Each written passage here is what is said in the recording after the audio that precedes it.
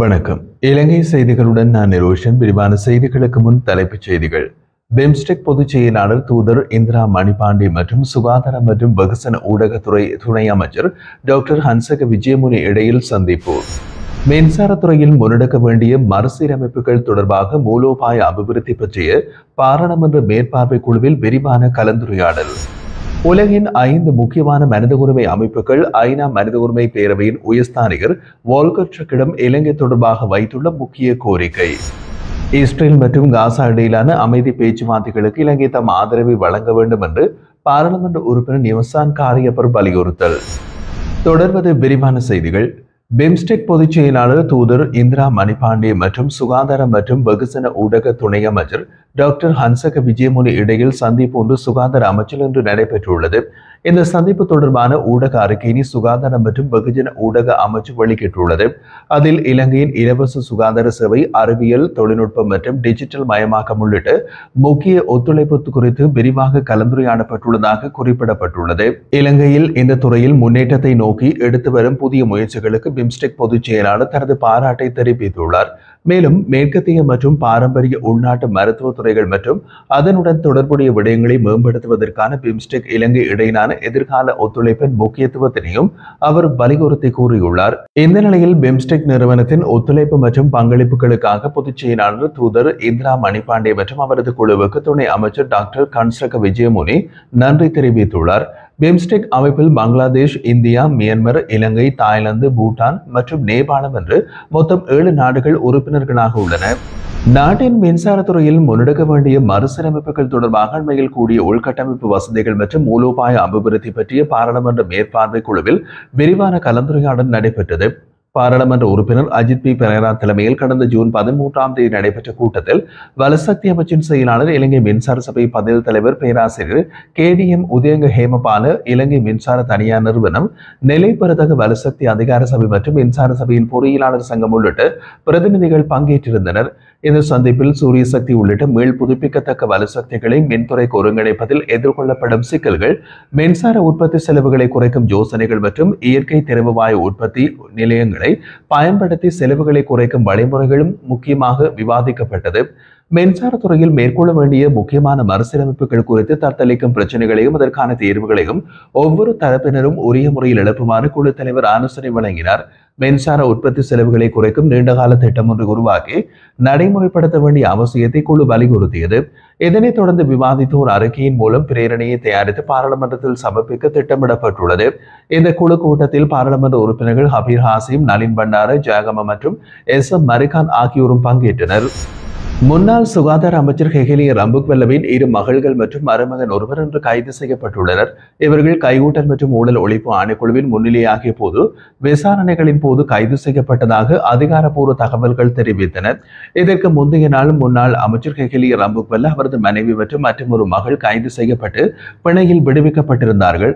இருப்பினும் பிணை விதிமுறைகள் பூர்த்தி செய்யப்படாததை அடுத்து அவர்கள் அன்றைய தினம் நீதிமன்றத்தின் உத்தரவின் பேரில் விளக்கமறியலில் வைக்கப்பட்டிருந்தனர். இதேவேளை கொழும்பு கேம்ப்லாக் சிட்டி குடியிருப்பு வளாகத்தில் வசிக்கும் பெண்ணொருவரின் பயணப்பையில் இருந்த தங்கமுலாம் பூசப்பட்ட T56 துப்பாக்கி கண்டுபிடிக்கப்பட்ட சம்பவத்துடன் தொடர்புடையதாக முன்னாள் அமைச்சர் துமிந்த திசாநாயக்க கடந்த மே மாதம் 23ஆம் தேதி பயங்கரவாத விசாரணை பிரிவில் கைது செய்யப்பட்டிருந்தார். இந்த துப்பாக்கி மே 20ஆம் தேதி கண்டுபிடிக்கப்பட்டது. இது தொடர்பாக 2 பெண்கள் மற்றும் ஒரு ஆணொருவர் சந்தேகத்தின் பேரில் முன்பு கைது செய்யப்பட்டனர். தொடர்ந்து விசாரணைகளின் போது கிடைத்த தகவல்களின் அடிப்படையில் முன்னாள் அமைச்சர் துமிந்த திசாநாயக்க கைது செய்யப்பட்டதாக அதிகாரிகள் தெரிவித்தனர். அதனைத் தொடர்ந்து அவர் கல்கிச பதில் நீதவான் முன்னிலையில் ஆஜர்படுத்தப்பட்டு ஜூன் 19ஆம் தேதியான இன்று வரை விளக்கமறியல் வைக்கப்பட்டிருந்தமை குறிப்பிடத்தக்கது. உலகின் 5 முக்கிய மனித உரிமைகள் அமைப்புகள் ஐக்கிய நாடுகள் மனித உரிமைகள் பேரவையின் உயர்ஸ்தானிகர் வால்கர் டர்க்கிடம் இலங்கை தொடர்பாக முக்கிய கோரிக்கைகளை முன்வைத்துள்ளன. பல தசாப்தங்களாக தீர்க்கப்படாத மனித உரிமை மீறல்களுக்கு நீதி பெற்று தரும் நோக்கில் அவருடைய வரவை கருத்தில் கொண்டு சர்வதேச விசாரணைகளை வலுப்படுத்த வேண்டியது தருணம் இது என்று அவை வலியுறுத்தியுள்ளன. இந்த கோரிக்கையினை முன்வைத்துள்ள அமைப்புகளில் சர்வதேச மன்னிப்பு சபை, மனித உரிமைகள் கண்காணிப்பகம், சர்வதேச சட்ட வல்லுநர்கள் ஆணையம், மனித உரிமைகள் மற்றும் மேம்பாட்டுக்கான ஆசிய மன்றம், அமைதி மற்றும் நீதிக்கான இலங்கை பிரச்சாரம் ஆகியன அடங்கும்.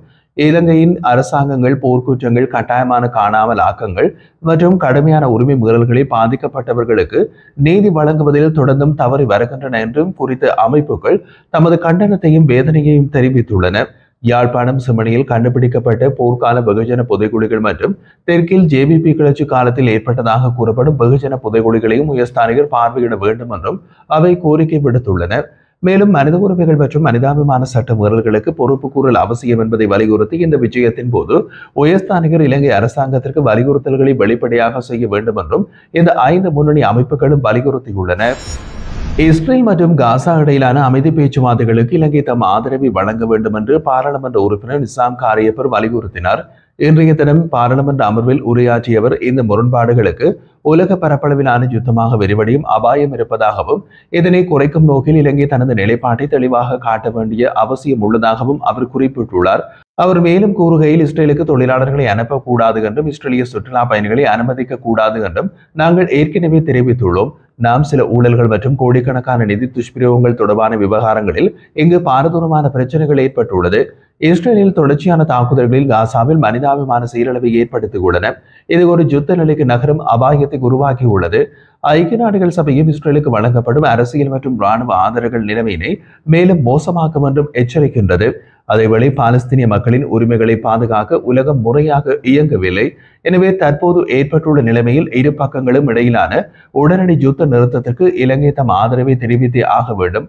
மேலும் உண்மையான மற்றும் நீடித்த அமைதி பேச்சுவார்த்தையை முன்னெடுக்கும் முயற்சிகளில் இலங்கை உறுதியான பங்கு வகிக்க வேண்டும் என்றும் அவர் வலியுறுத்தினார்.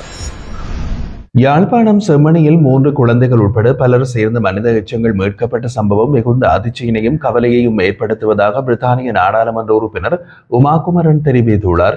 இந்த விதமான மனித புதைகுழிகளை சர்வதேச தர நிலைகளுக்கு ஏற்ப தோண்டுவதற்கும் சீராக விசாரணைகளை மேற்கொள்வதற்கும் இலங்கையில் தேவையான வசதிகள் மற்றும் வளங்கள் இல்லையே என்றும் அவர் கவலை வெளியிட்டுள்ளார்.